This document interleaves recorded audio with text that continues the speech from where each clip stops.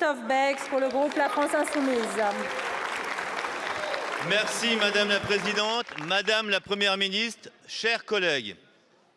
Depuis des mois, le peuple se mobilise contre votre réforme des retraites injuste et inutile.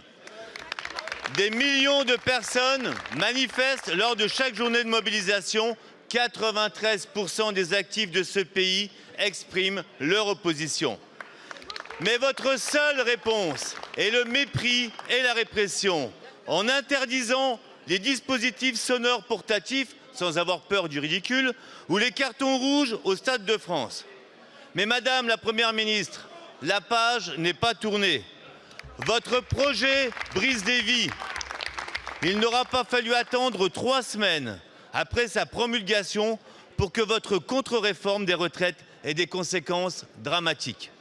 Je pense en particulier à ces femmes, à ces hommes qui avaient négocié leur départ à la retraite anticipée avec leurs employeurs, attendant avec impatience ce droit au repos, ces moments aux côtés de leur famille et au sein d'associations. C'est le cas d'Olivier, de la société Dorano, alors que son départ à la retraite a été célébré. Et ayant des projets tout tracés, il devra choisir entre prendre un congé sans solde, le privant de revenus, ou revenir travailler durant une année. Choisir entre revenir travailler ou voir son revenu baisser, voilà le progrès que vous réservez à nos concitoyens et concitoyennes. Vous demeurez sourds aux revendications d'un peuple que vous traitez avec une arrogance rarement atteinte.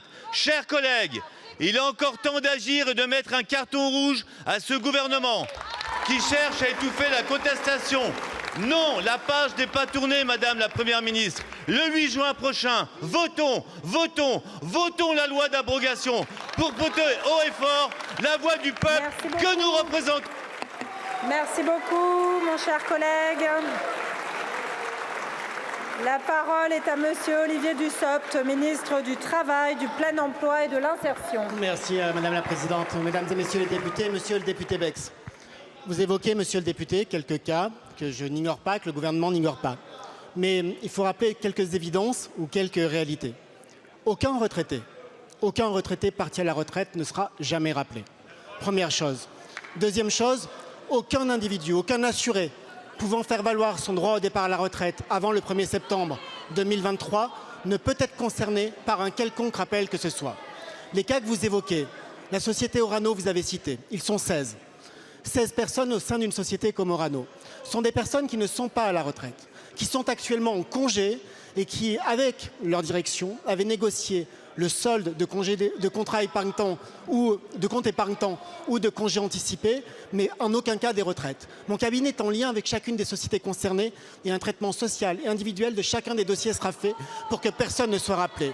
Mais monsieur le député, permettez-moi tout simplement de vous dire que quand vous voulez parler au nom du peuple, quand vous voulez parler au nom des opposants, permettez-moi de vous dire qu'avec LFI, ils ont de bien piètres et mauvais porte-parole. Vous n'avez servi à rien dans ce débat. Vous n'avez pas bougé une ligne du texte. Vous n'avez pas défendu les salariés.